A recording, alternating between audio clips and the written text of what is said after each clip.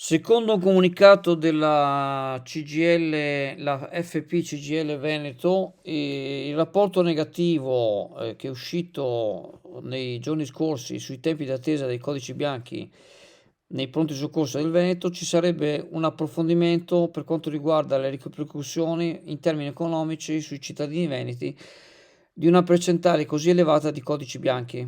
La legge 296/2006 ha previsto che il cittadino all'ingresso del pronto soccorso riceva un codice colore rosso, arancione, giallo, verde, bianco, in base alle linee guida regionali che definiscono l'emergenza o l'urgenza o la differibilità del suo programma sanitario.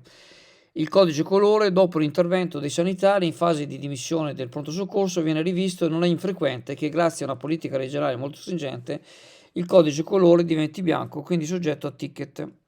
La normativa nazionale fissa in 25 euro la quota fissa del codice bianco, poi ogni regione può derogare, incrementare e fissare i tetti alla spesa per il ticket da parte del cittadino. In Veneto la DGR 1868 del 15 novembre 2011 e il DGR 1513/2014 hanno previsto la quota fissa di 25 euro più il ticket sulle prestazioni erogate in PS e le esenzioni dal pagamento più stringenti rispetto alla legge 296/2006 del ticket anche per i codici bianchi.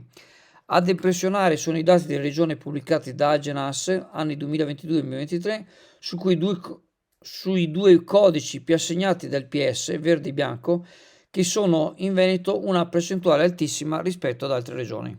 E siamo nello studio del Servizio Nord-Est 2.0 e vorremmo sapere di che cosa vi occupate. Ci siamo fortemente focalizzati sui bonus edilizi, in particolare sul superbonus, quindi interventi prevalentemente condominiali di efficientamento energetico.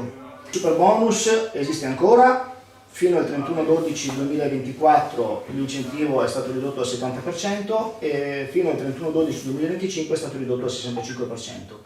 Per maggiori informazioni su superbonus e agevolazioni fiscali per le ristrutturazioni edilizie, Servizi Nord-Est 2.0, via Bembo, Sottomarina di Chioggia, Venezia.